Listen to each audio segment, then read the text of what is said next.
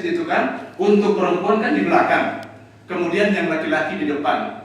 Tapi kalau untuk di Masjid Haram, ibu dan bapak sekalian, regulasi atau aturan saf itu tidak berlaku di sana. Ya, kadang kalau kita melaksanakan salat ambil saf di sini, ada perempuan yang datang dari belakang kemudian membuat saf di depan kita. Ya, ada seorang bapak-bapak ya salat ngambil saf, kemudian tiba-tiba ada seorang perempuan tinggi dari Afrika Selatan datang, dia membuat saf di depannya.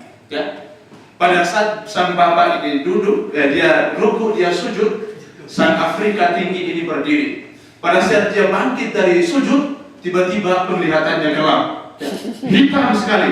Ternyata dia masuk dalam roh perempuan itu. Kenapa? Saking karena berdesak-desakannya, Bu. Jadi masuk di Masjid Haram berdesak-desakan. Pada saat kita melakukan tawaf berdesak-desakan, sehingga kan pernah ada cerita ibu dan bapak sekalian, saking berdesak-desakannya. Ada seorang ibu, biasanya kan kalau kita pergi ke tanah suci kan banyak sekali titipan doa, Bu, ya. Betul tidak, Bu? Ada seorang ibu pergi ke tanah suci dapat titipan doa yang cukup banyak sekali. Ada orang yang titip doa agar anaknya bisa sukses kuliah. Ada orang yang titip doa agar suaminya bisa dapat pangkat dan jabatan. Karena daftar doanya banyak, dia tidak hafal, dia buat daftar doa, susunan daftar doa. Pada saat dia melakukan tawaf, dia buka daftar doa itu. Pada saat dia baca doa itu, tiba-tiba ada orang di belakang yang menyentuh tangannya, daftar doanya jatuh. Pada saat dia ambil, takut ya diinjak orang. Akhirnya dia berdoa kepada Allah Subhanahu wa Ta'ala, ya Allah, terimalah doaku bersama lampiran-lampiran. Doaku pakai lampiran. Jadi ibu bapak para jemaah yang dirahmati oleh Allah Subhanahu wa Ta'ala, jadi ini pengertian yang pertama, Ibu. Maka itu berasal dari kata baka ya buku bahkan yang artinya berdesak-desakan. Saya tidak mengulas ini panjang lebar. Nah, yang kedua, ibu bapak para jemaah yang dirahmati oleh Allah, para ahli tafsir menyebutkan bahwa maka dari kata baka itu boleh jadi berasal dari kata baka ya buki bukaan yang artinya menangis.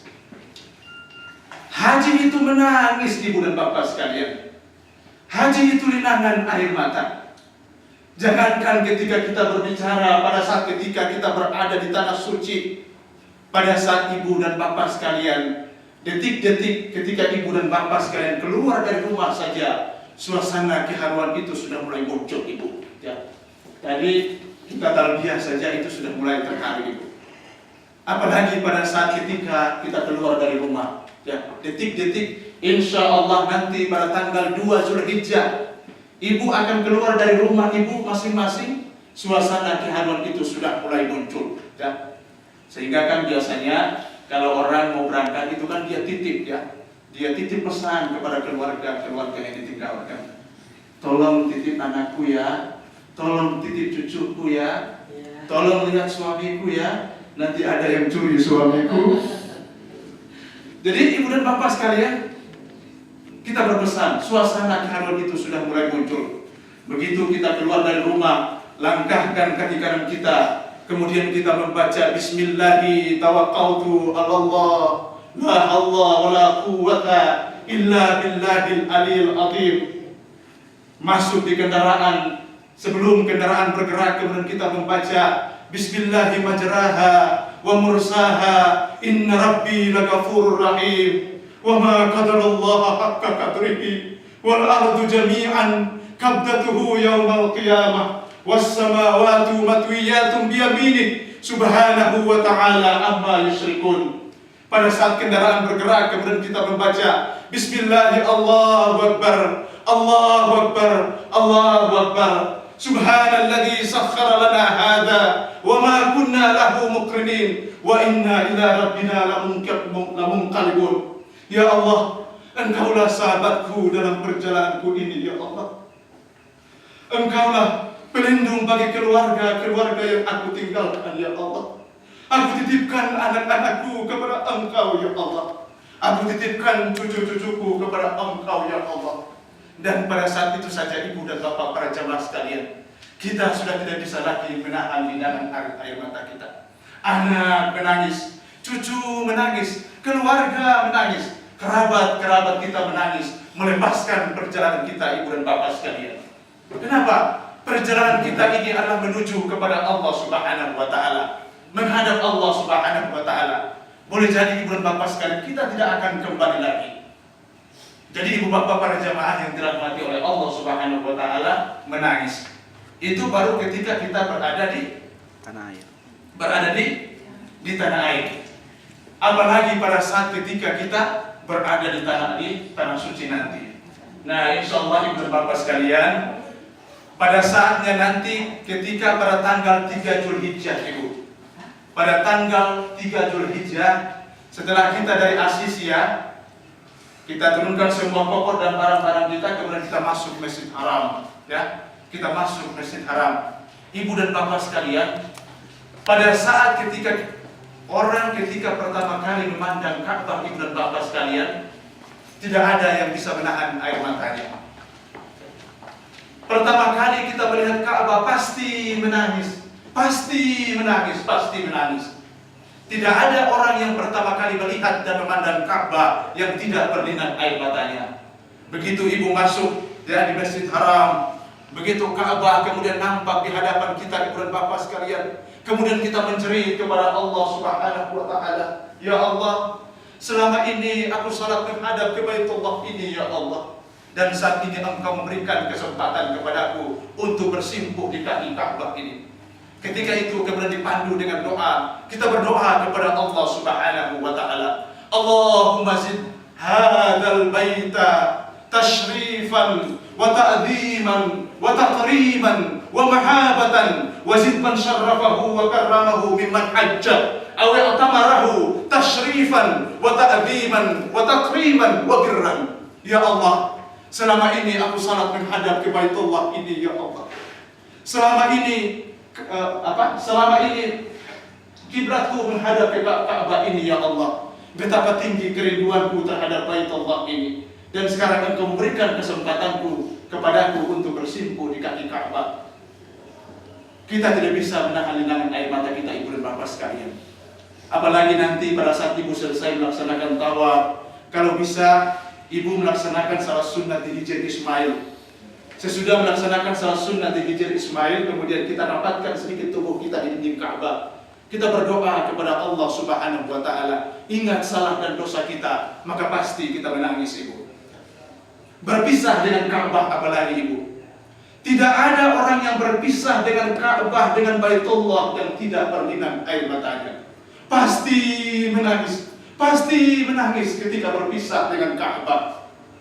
Pada saatnya nanti ibu bapak para jamaah sekalian, ketika selesai melakukan tawaf wada, tawaf perpisahan, kemudian kita berdoa kepada Allah Subhanahu wa Ta'ala, ya Allah, mohon jangan Engkau jadikan kedatanganku ini adalah kedatangan yang terakhir ya Allah.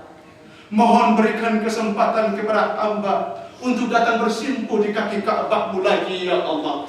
Minum air zam-zammu ya Allah. Tawaf di sekitar Ka'bah-Mu ya Allah. Sa'i antara Safa dan Marwah-Mu ya Allah.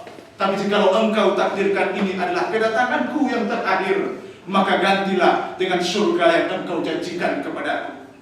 Pada saat itu saja ibu dan bapak sekalian, kita sudah tidak bisa lagi menahan linangan air mata kita. Ibu, saya ingat sekali, inilah doa yang pertama kali saya panjatkan kepada Allah Subhanahu wa Ta'ala ketika umrah pertama kali pada akhir tahun 2008. Ya. Pada tawaf perpisahan itu kemudian saya berdoa kepada Allah, ya Allah, jangan jadikan kedatangan ini adalah kedatangan yang terakhir.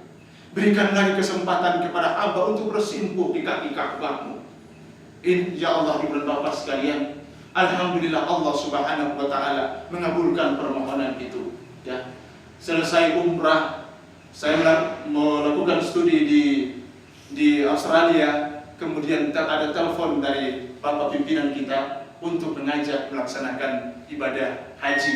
Untuk haji yang pertama kalinya pada musim haji tahun 2008. Ya, pulang musim haji tahun 2008, Allah Subhanahu wa Ta'ala masih memanggil lagi ibu dan bapak sekalian untuk musim haji tahun 2009. Jadi 2 musim berturut-turut ibu dan bapak sekalian. Belum lagi dengan umrah. Karena memang Allah Subhanahu wa Ta'ala mengijabah doa kita. Nah, ibu bapak para jamaah yang dirahmati oleh Allah Subhanahu wa Ta'ala, saya potong-potong saja. Jadi menangis. Berpisah dengan Ka'bah apalagi menangis. Pada saat kita wukuf di padang Arafah ibu dan bapak sekalian pada tanggal 9 Dzulhijjah, pasti menangis, pasti menangis. Ingat salah dan dosa kita. Nah, ibu bapak para jamaah yang dirahmati oleh Allah Subhanahu wa Ta'ala.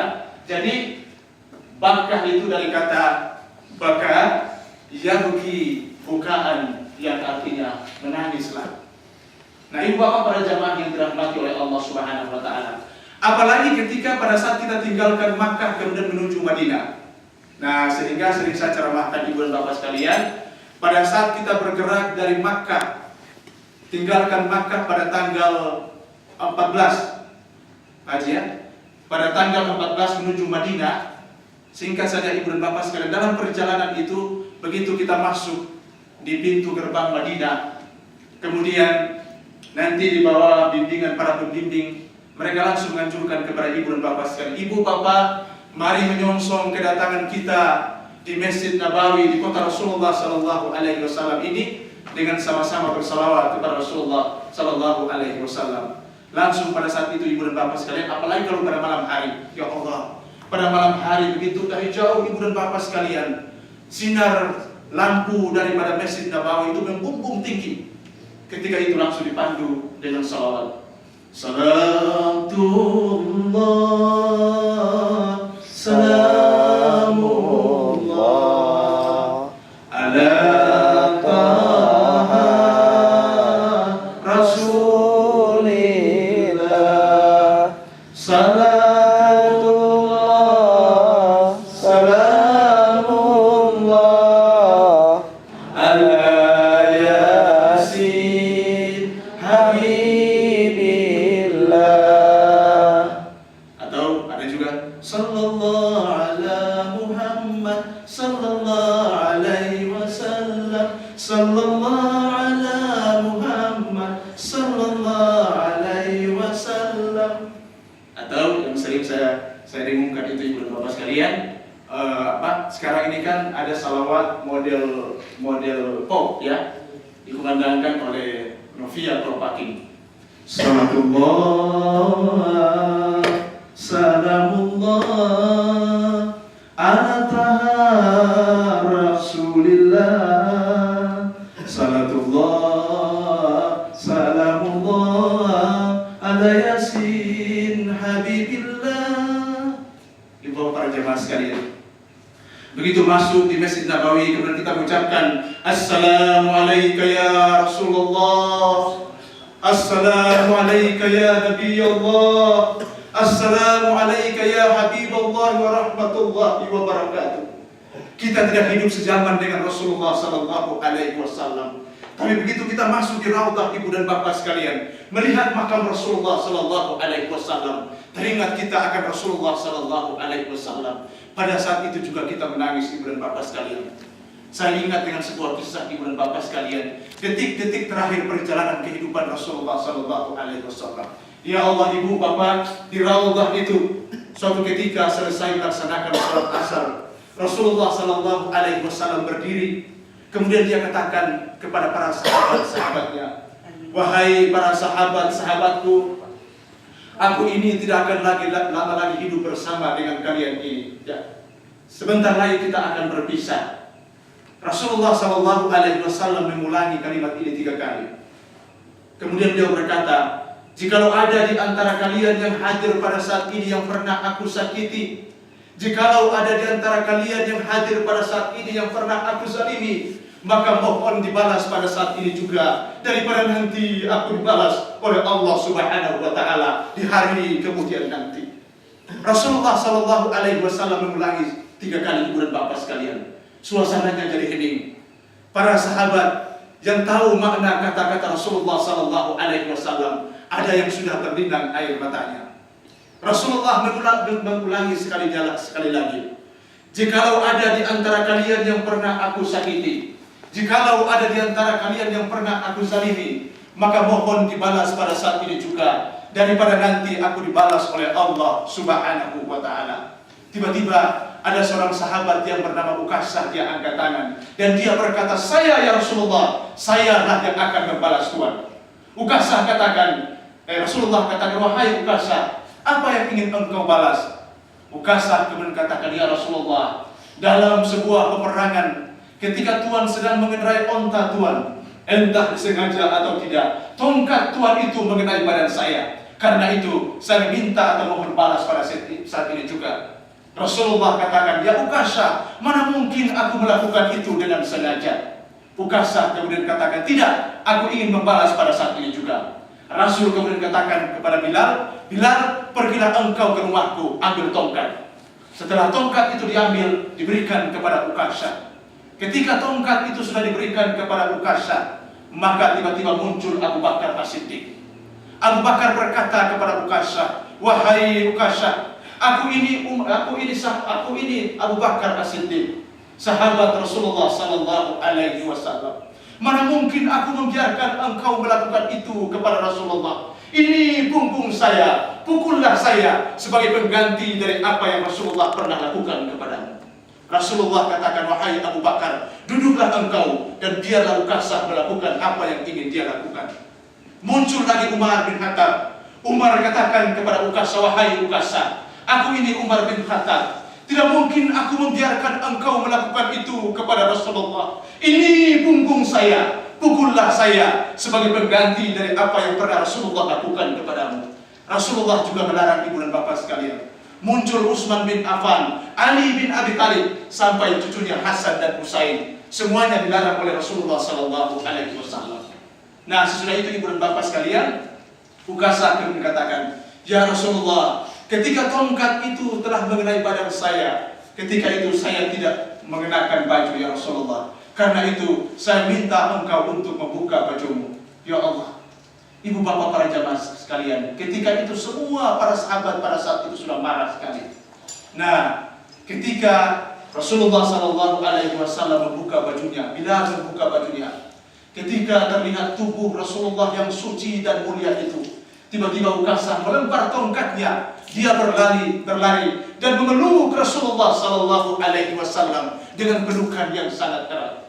Rasulullah katakan, wahai Ukasah, apa maumu? Ukasah katakan, ya Rasulullah, aku tahu bahwa kata-kata Tuhan itu menunjukkan bahwa sebentar lagi kita akan berpisah. Entah kapan kita bertemu ya Rasulullah. Boleh jadi ketika aku meninggal, aku mendapat surga dari Allah Subhanahu wa ta'ala. Tapi tentu tingkatan surga saya berbeda dengan Tuhan. Karena itu, jikalau aku tidak mengakal-akali seperti ini, mana mungkin aku bisa mencium tubuhmu yang suci itu.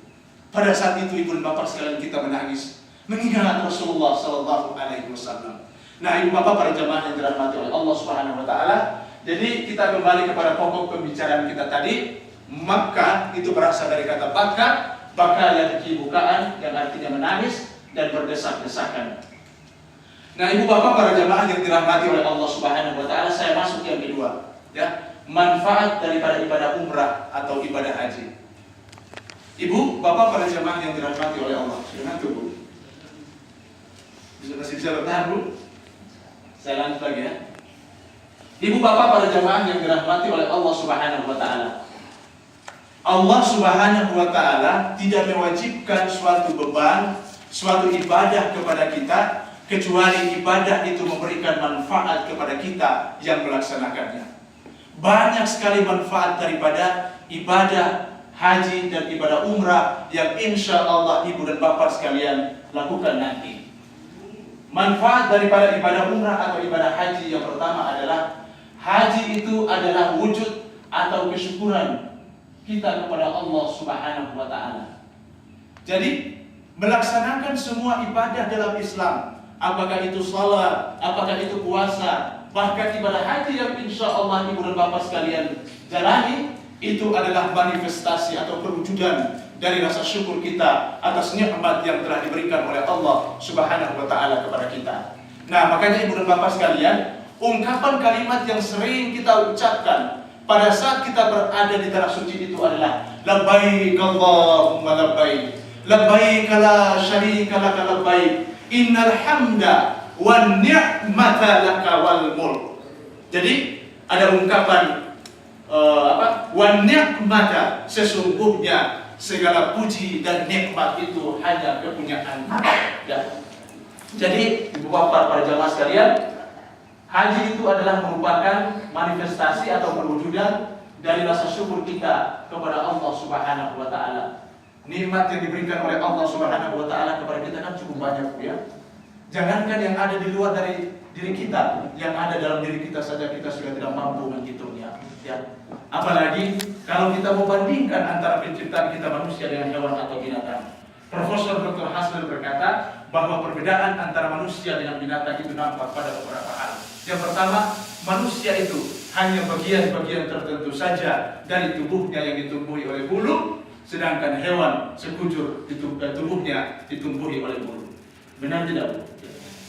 Manusia itu dianugerahi oleh Allah hanya bagian-bagian tertentu saja dari tubuhnya yang ditumbuhi oleh bulu, dan itu adalah merupakan nikmat. Bisa dibayangkan Bu, kalau ibu cantik rupa ibu, putih kulit ibu, tapi seluruh tubuh ibu ditumbuhi oleh bulu yang lebat, seperti binatang yang ada di atas pohon itu. Muka ibu ditumbuhi oleh bulu yang lebat, maka mana ada orang yang mau dekat dengan kita? Nikmat dari Allah Subhanahu wa taala. Yang kedua, manusia itu diberikan oleh Allah Subhanahu wa taala embrio satu saja, sedangkan hewan diberikan oleh Allah embrio lebih dari satu. Karena itu kalau ada binatang yang sekali melahirkan langsung ada 10, ada 5, ada 7 atau 10 anaknya, itu bukan hal yang luar biasa. Karena memang diberikan rahim atau embrio lebih dari satu. Tapi kalau manusia umumnya satu. Kalau kembar, umumnya kan kembar berapa? 2. Ada juga 3, 4, tapi itu bukan merupakan sesuatu yang umum. Ibu membayangkan tidak Bu? Kalau misalnya sekali ibu melahirkan langsung 5 anak ibu. 2 kali melahirkan sudah berapa Bu? 3 kali melahirkan? 4 kali melahirkan? 20 anak ya Allah. Bagaimana mendidik dan membina anak-anak itu? Nikmat dari Allah Subhanahu wa taala ya. Jadi ibu bapak para jamaah sekalian, ibadah haji yang kita lakukan itu adalah wujud kesyukuran kita kepada nikmat yang diberikan oleh Allah Subhanahu wa taala. Nah, kemudian yang kedua, manfaat yang kedua daripada ibadah haji yang insya Allah kita lakukan, insya Allah kita akan mendapatkan pengalaman-pengalaman baru yang bersifat spiritual maupun non spiritual. Insya Allah ibu akan dapat banyak pengalaman-pengalaman baru yang bersifat ibadah. Misalnya ibu dan bapak sekalian, di sana kalau ibu nanti di Masjid Haram, kita di sekitar Masjid Haram, di sana kan kalau subuh itu kan azan 2 kali Bu ya. Dan yang sudah melaksanakan umrah haji, subuh itu kan azan 2 kali. Azan pertama 1 jam sebelum masuk waktu sholat. Ya. Iya. Itu azan 1 jam sebelumnya sudah masuk azan pertama, 1 jam sebelumnya itu untuk membangunkan orang yang lagi tidur. Tapi azan yang kedua itu menandakan waktu salat telah masuk ya. Jadi kalau ibu misalnya nanti kita kalau tinggalnya nanti di Asyafwa ibu atau di Hilton, pada saat subuh hari ibu dan bapak sekalian, ketika kita tidur tiba-tiba terdengar suara azan dikumandangkan. Khas sekali, tidak macam-macam tapi khas sekali lagunya ibu dan bapak sekalian. Mulai dari nada yang paling rendah sampai nada yang paling tinggi. Allahu Akbar, Allahu Akbar. Masya Allah. Ketika kita tidur ibu, seolah-olah tempat tidur kita itu terangkat dengan suara yang begitu indah. Ibu bapak para jamaah sekalian, di sana nanti ibu akan menikmati suara emas dari Imam Masjid Haram. Ya, Imam siapa lagi namanya? Abdul Rahman As-Sudais. Masya Allah. Wa qadara rabbuka alla ta'budu illa iyyahu wa bil walidaini ihsana imma yablughanna indakal kibra ahaduhuma aw kilahuma fala taqul lahumā uffin wa la tanharhumā wa qul lahumā qawlan karīmā واخفض لهما جناح الذل من الرحمة وقل رب ارحمهما كما ربياني saghira. Kita akan mendapat pengalaman spiritual daripada perjalanan kita itu. Begitu juga dengan pengalaman yang bersifat non ibadah. Ibu bapak para jamaah yang dirahmati oleh Allah Subhanahu wa taala. Pengalaman yang lain ibu dan bapak sekalian, di sana nanti hampir setiap selesai sholat 5 waktu, ibu akan melaksanakan sholat jenazah. Betul tidak Bu? Ya. Hampir setiap selesai kita melakukan sholat 5 waktu, ada saja sholat jenazah. Ya. Nanti reward atau ganjarannya nanti sebentar saya akan jelaskan. Jadi ibu nanti ingat tata cara sholat jenazah. Ya. Jadi setiap selesai melaksanakan sholat 5 waktu, selalu ada saja sholat jenazah. Dengar saja aba-abanya. Kalau aba-abanya seperti As-salatu 'alal mayyit yarhamkumullah. Mayatnya satu laki-laki. Ya. Kalau ada aba-abanya seperti ini. As-salatu 'alal mar'ati yarhamkumullah. Mayatnya satu perempuan. Atau ada apa-apa seperti ini. As-salatu 'alal amwat yarhamkumullah. Mayatnya lebih dari satu. Atau dia apa-apa seperti ini. As-salatu 'alal rajuli tifli yarhamkumullah. Mayatnya satu anak kecil satu anak kecil dan satu orang dewasa. Dan ibu bapak para jamaah sekalian, setiap melaksanakan salat 5 waktu pasti ada saja salat jenazah. Nah, ingat tata cara salat jenazah itu. Tata cara salat jenazah itu kan gampang saja. 4 takbir kan? Allahu Akbar, baca Fatihah. Allahu Akbar, baca salawat Nabi. Allahu Akbar, doa mayyit. Allahu Akbar, salam kanan, salam kiri. Selesai. Dan ibu bapak para jamaah sekalian, pahala atau reward yang kita dapatkan ketika melaksanakan salat jenazah itu luar biasa. Rasulullah SAW katakan, 1 kali melaksanakan salat jenazah itu sama dengan 1 qiraah. Para sahabat bertanya, ya Rasulullah, apa yang dimaksud dengan 1 qiraah itu? Rasul katakan, sama dengan 1 gunung Uhud. Masya Allah. Pahala yang berlipat ganda dari setiap amalan yang kita lakukan. Ibu bapak para jamaah sekalian yang dirahmati oleh Allah. Kemudian yang ketiga, kita akan mendapatkan berapa tadi? Ya, kita akan mendapatkan pahala yang berlipat ganda dari setiap amal yang kita lakukan. Ini manfaat yang ketiga dari ibadah kita nanti ini. Coba, tadi sudah disampaikan oleh Ustaz kita, salat 1 kali di Masjid Haram sama dengan berapa ibu? 100.000. 100.000 kali kita melakukan ibadah salat di Masjid Istiqlal. Jadi melakukan 100.000 kali di Masjid Istiqlal baru sebanding dengan 1 kali di Masjid Haram. Kemudian kita melaksanakan salat 1 kali di Masjid Nabawi sama dengan 1000 kali kita melakukan salat di luar, ya, dari tanah suci itu. Ibu bapak para jamaah yang dirahmati oleh Allah. Begitu juga ada juga keterangan yang menyebutkan bahwa kita sedekah 1 rial sama dengan 100.000 kali. Ya. Malah juga ada pendapat yang walaupun saya belum dapat dasarnya ibu ya. 1 kali kita melakukan kejahatan di sana juga sama dengan 100.000 kali. Ya, wallahu alam. Saya belum dapat penjelasannya yang sahih, tapi ada keterangan yang menyebutkan seperti itu. Ibu bapak para jamaah yang dirahmati oleh Allah Subhanahu wa taala, belum lagi kita berbicara tentang reward atau ganjaran imbalan dari Allah Subhanahu wa taala pada ibadah-ibadah yang lainnya.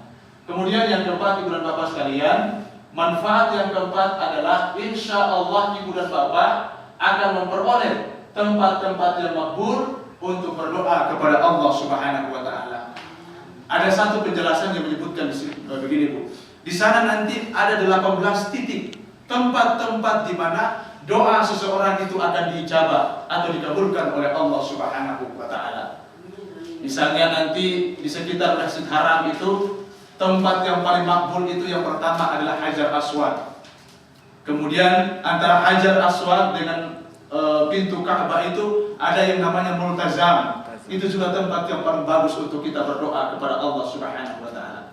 Kemudian kita bergeser sedikit lagi, ada Maqam Ibrahim, tempat yang paling makbul untuk kita berdoa kepada Allah Subhanahu wa taala. Kita bergeser lagi, ada Hijr Ismail yang berbentuk seperti tapak kuda itu. Di situ juga tempat yang paling bagus untuk kita berdoa kepada Allah Subhanahu wa taala. Rukun Yamani.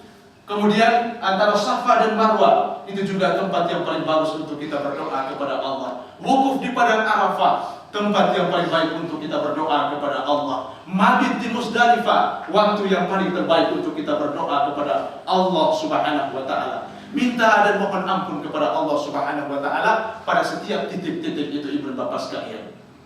Nah, karena itu ibu bapak para jemaah yang dirahmati oleh Allah, minta untuk orang tua kita, untuk anak kita, dan minta kebaikan-kebaikan apa saja.